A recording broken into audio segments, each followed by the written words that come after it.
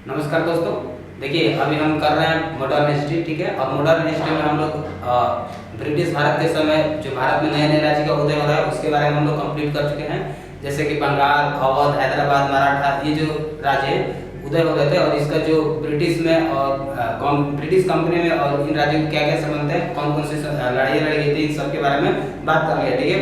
और वही second topic देखा जाए तो ब्रिटिश भारत के समय जो भारत का पड़ोसी देश है जैसे कि बर्मा, नेपाल, भूटान, तिब्बत, उसके बारे में उसके साथ कैसे कैसे संबंध है इसको भी हम लोग कंप्लीट कर चुके हैं, ठीक है। अब एक नए टॉपिक का शुरुआत होगा जिसे हम आंदोलन कहेंगे। अब ये आंदोलन जो है यह 1857 के पूर्व की आंदोलन है। यानी कि देखिए जब ब्रिटिश कंपनी भारत के वो जो पड़ोसी राज्य, भारत की जो वो उदय राज्य जो उदय उभर कर सामने आ रहे थे तो संबंध होने से पहले कहीं ना कहीं संध्या होने से पहले कहीं ना कहीं युद्ध किए जाते थे, ठीक है। नीतियाँ लागू की जाती थी और ये जो युद्ध नीतियाँ ये जो सामने आ रहे थे तो उस युद्ध और नीतियों का परिणाम स्वरूप सैनिक विद्रोह, जनता के द्वारा विद्रोह, किसानों के द्वारा विद्रोह देखने को मिलता है, जिसमें हम लोग आज बात करेंगे जनता के विद्रोह जो कि जनता के द्वारा और किसानों के द्वारा विद्रोह किया जा रहा है उसके बारे में हम बात करेंगे, ठीक है। अब आज के जो टॉपिक है वो है हमारा आंदोलन।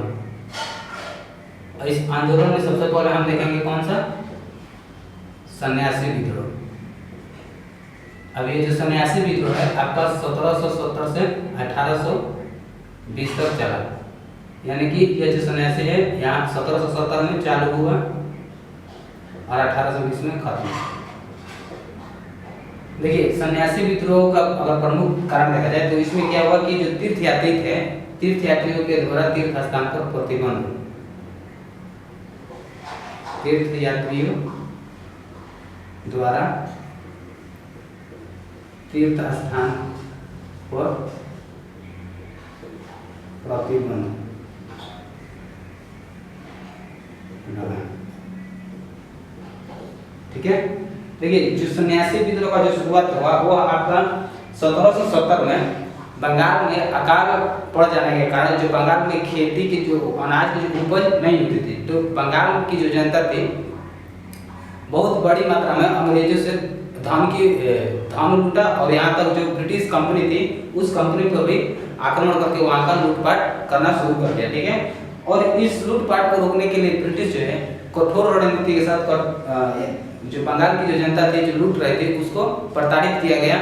यानी कि हम बोल सकते हैं कि जो ब्रिटिश है वो भयानक तरीके से इसको इस विद्रोह को कुचल दिया और यह जो विद्रोह है आपका 1820 में समाप्त हो गया, ठीक है। देखिए अब ये जो सन्यासी विद्रोह हुआ इस सन्यासी विद्रोह में मुख्यतः गिरी, हिंदू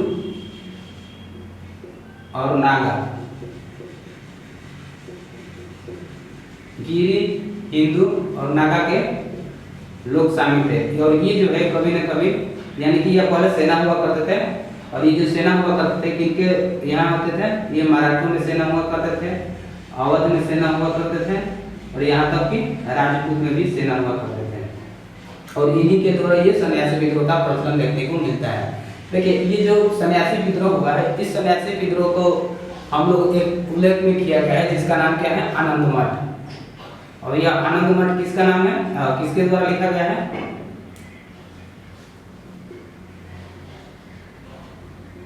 वकीम चंद्र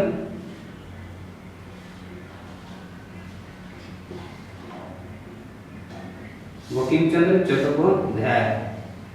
आनंद मठ जो कि वकीम चंद्र चट्टोपाध्याय के द्वारा लिखा गया, ठीक है। अब इस सन्यासी विद्रोह का प्रमुख अगर नेता की बात करें तो वो देख लेते हैं प्रमुख नेता कौन कौन है।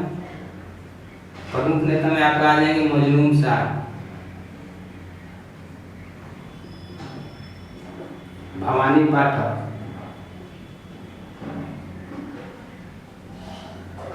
देवी चौधरानी,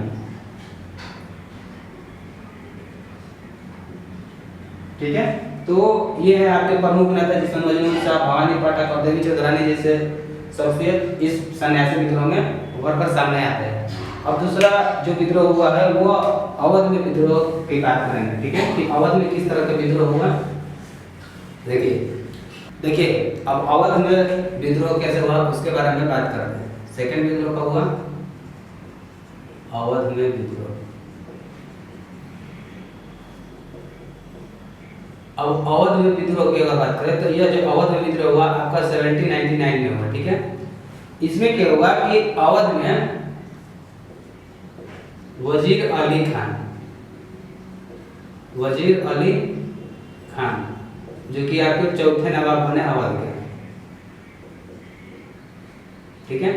वजीर अली खान जो कि नवाब अवध के चौथे नवाब में, लेकिन जब वजीर अली खान नवाब बने तो ब्रिटिश और वजीर अली खान के बीच के जो संबंध है वो आपस में खराब हो गया और यहाँ पर ब्रिटिश के द्वारा एक नए वजीर की मतलब एक नया वजीर बनाया गया जिनका नाम क्या है? सादत अली खान। और ये जो सादत अली खान है, वजीर खान के चाचा है, ठीक है। वजीर खान के चाचा है। अब ये देखिए, अब सादत अली खान और ब्रिटिश जो ब्रिटिश है उनके बीच भी जब ये संबंध खराब हुए तो सादत अली खान को यहाँ तक कि इनको बनारस भेज दिया जाता है पेंशन के तौर पर। यानी कि आप बनारस चले जाए, पेंशन वहां पे मिलता रहेगा, इन्हें बनारस भेज दिया जाता है। जब ये बनारस भेज दिया जाता है तो सादत अली खान है जो कि बनारस में जाने के बाद बनारस में ये उल्टा पुल्टा काम करते रहते हैं, जो कि हम लिख सकते हैं यहाँ पर बनारस में स्थित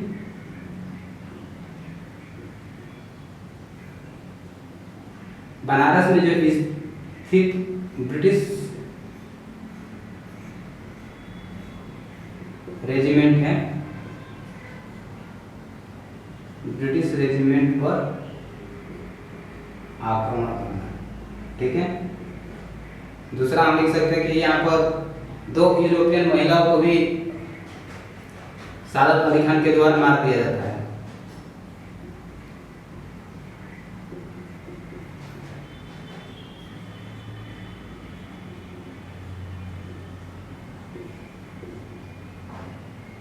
दो यूरोपियन महिला की हत्या। और तीसरा क्या है? ब्रिटिश अधिकारी जिसका नाम क्या है? George Fred Cherry. और जॉर्ज फ्रेड चेरी की भी हत्या कर देते हैं। तो इस तरह के ये काम करते हैं और इस तरह जब काम कर जाते हैं तो इन्हें हम बनारस नरसंहार का नाम देते हैं।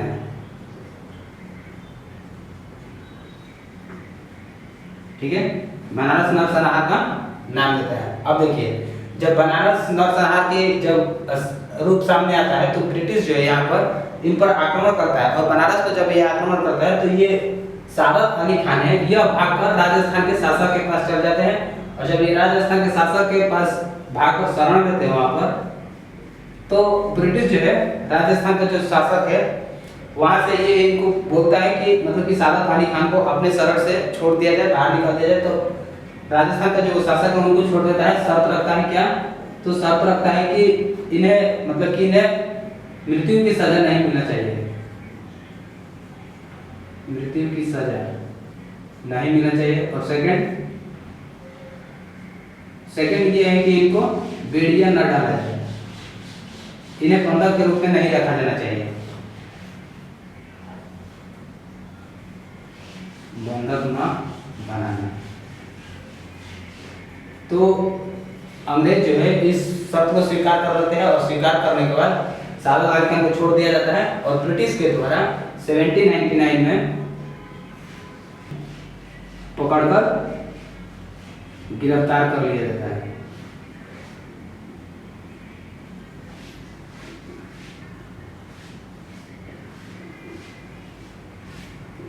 ठीक है, अब हम बात करेंगे, अब ये हुआ आपका अवध में विद्रोह। ठीक है, अब इसके बाद जो तीसरा विद्रोह है वो है विद्रोह आपका गोरखपुर बहराइच बस्ती का विद्रोह। तीसरा क्या है आपका? गोरखपुर बस्ती और बहराइच।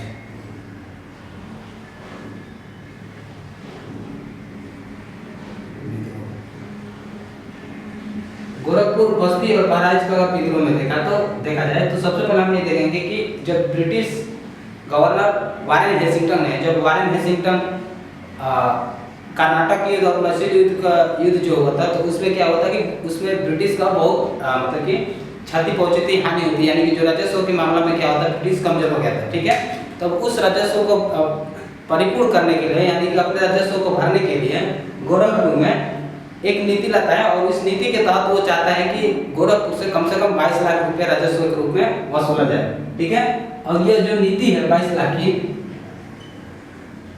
यह एक गुप्त रणनीति है, यानी कि यह किसी को पता नहीं चलता है कि 22 लाख रुपए राजस्व के रूप में वसूलना है। ठीक है, और इस 22 लाख रुपए को वसूलने के लिए अलेक्जेंडर हाने नामक का अधिकारी आते हैं। अलेक्जेंडर हाने जो कि राजस्व अधिकारी है।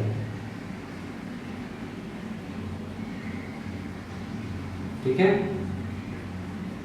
अब ये जो राजस्व अधिकारी अलेक्जेंडर हाने हैं, यह आपको लाते हैं 1778 में। 1778 में इस व्यवस्था को लाते हैं जिसे हम क्या कहते हैं, इजारेदारी व्यवस्था।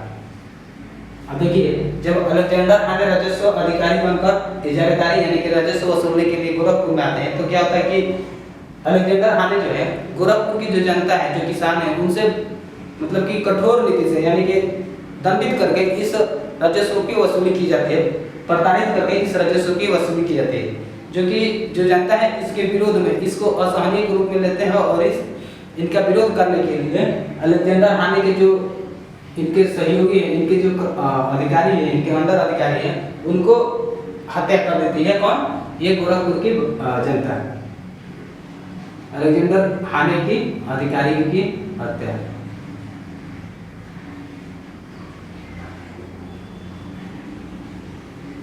जब इन अधिकारियों की गोरखपुर जनता के द्वारा हत्या की जाती है, तो यहाँ से अलेक्जेंडर हाने जो कठोर रणनीति के साथ इस गोरखपुर की जनता पर अत्याचार करना शुरू कर देता है, और वहाँ की जो गोरखपुर की जनता है वहाँ पर आंदोलन शुरू हो जाती है।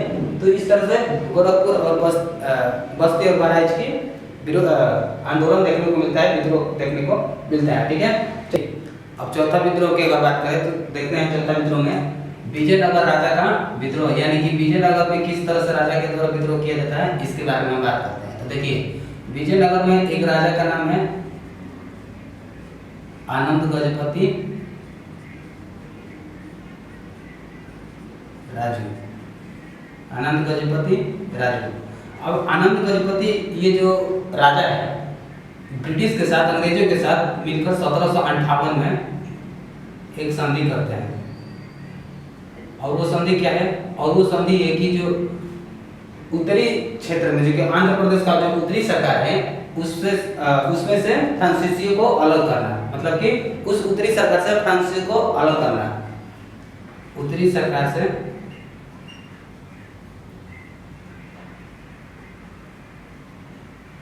फ्रांस को या फिर फ्रांसीसियों को बाहर निकालना है, बाहर निकालना। अब देखिए, जब ये आनंद गजपति राजू और ब्रिटिश जो है मिलकर इस संधि के तहत उत्तरी सरकार से जब फ्रांसीसियों को बाहर निकाल देते हैं, तो इधर ये जो ब्रिटिश है इस संधि को बाद में, यानी कि इस संधि को मानने से इनकार कर देता है, और ये जो गजपति राजू है, इस जब ब्रिटिश जो है संधि को मानने से इनकार कर देता है, तो ये जो आनंद गजपति राजू जो है इस बात से नाखुश होते हैं, और इस तरह से मतलब कि युद्ध करने की रणनीति बनाते हैं। लेकिन क्या होता है कि जब युद्ध की रणनीति बनाते हैं, तो इधर इनकी युद्ध करने से पहले ही आनंद गजपति की मृत्यु हो जाती है, यानी कि युद्ध लड़ने से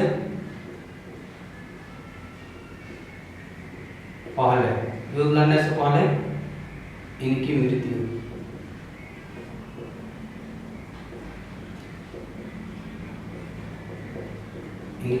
हो जाती है।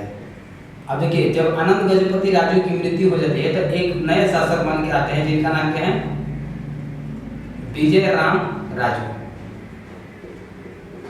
अब यह विजय राम राजू जो है, विजयनगर के आनंद गजपति के बाद विजय राम राजू जो है राजा बनते हैं, और इनके सामने वो चुनौती खड़ी होती है जो कि ब्रिटिश जो है इस संधि को मानने से इनकार कर देता, और विजय राम राजू जो है इस संधि के जब मानने से इनकार कर देते हैं तो विजय राम राजू के द्वारा इस युद्ध को सामना कर रहे हैं। अब ये जो विजय राम राजू है अपने सहयोगियों के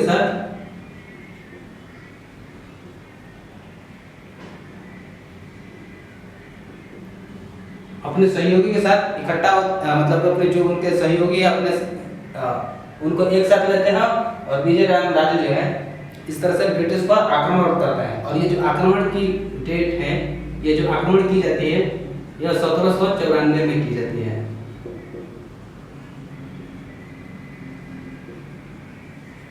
जब विजय राम राजू के द्वारा आक्रमण की जाती है तो यहाँ पर ब्रिटिश जो है इनको पूरी तरह से हरा देते हैं और हराने के बाद विजयनगर का जो क्षेत्र है वह अपने अधीन कर लेता है। तो इस तरह से हुआ विजयनगर राजा का विद्रोह। अब जो पांचवा है वो है आपका केरल वर्मा और पचासी राजा का विद्रोह। देखिए केरल वर्मा और पचासी राजा का विद्रोह क्या है। केरल राजा और पचासी राजा का अगर विद्रोह देखें तो यह जो केरल का है यह मालाबार तट का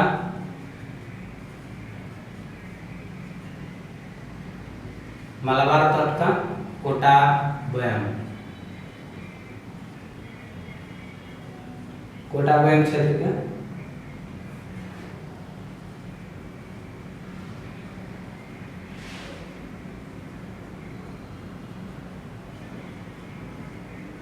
कोटाबयम क्षेत्र के राजा थे। ठीक है, इन्हें शेर सिंघम के नाम से भी जाना जाता है। ये जो केरल वर्मा शासक है,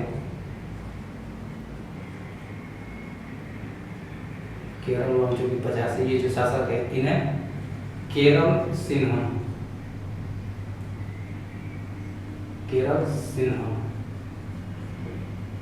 के नाम से जाना जाता है।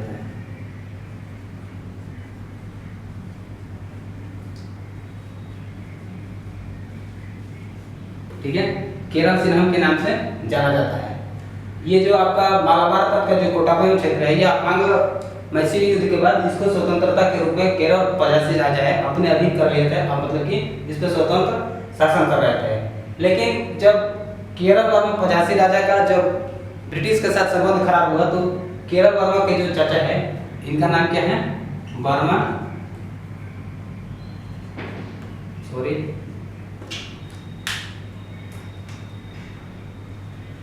इनके चाचा का नाम क्या है, वीर वर्मा।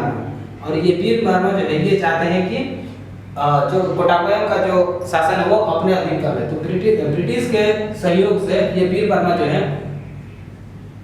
केरल पचासी जो मतलब कि वीर वर्मा जो है कोटाबयम का शासन ग्रहण कर लेते हैं।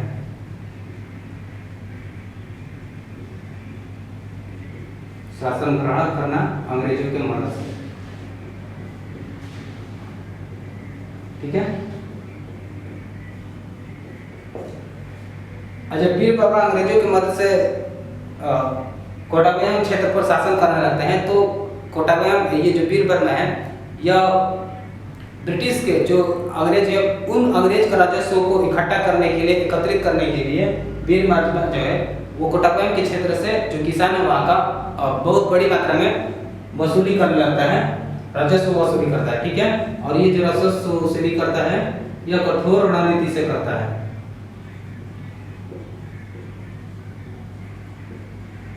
और यही जो राजस्व वसूली की जो नीति है ये कोटाबयम क्षेत्र के जनता को पसंद नहीं आता है और यहाँ से इनकी शुरुआत होता है विद्रोह का।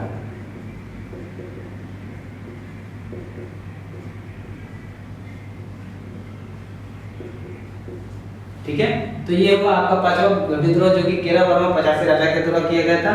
अब तक लेते हैं अब ये जो आपका छठा विद्रोह है ये आपका है पलामू विद्रोह।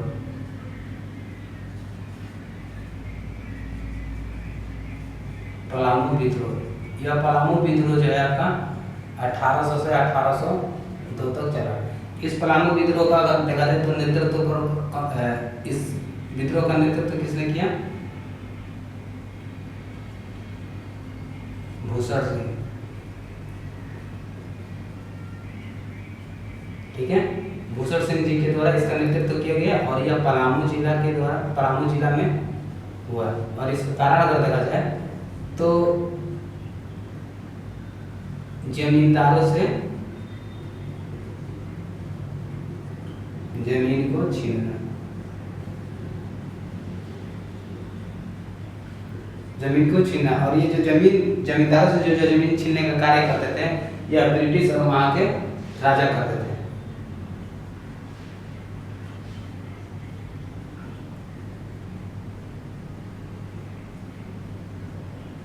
ब्रिटिश हो गया राजा के द्वारा वहाँ पर ही जमींदारों को जमीन छीना जा रहा था, जिससे हम लोग वहाँ पर विद्रोह देखने को मिलता है, जिसे हम लोग पलामू विद्रोह करते हैं। तो यहाँ तक अभी हम लोग टोटल 5 विद्रोह देखें। अगर वीडियो पसंद आए तो लाइक करें, शेयर करें। तब तक के लिए जय हिंद।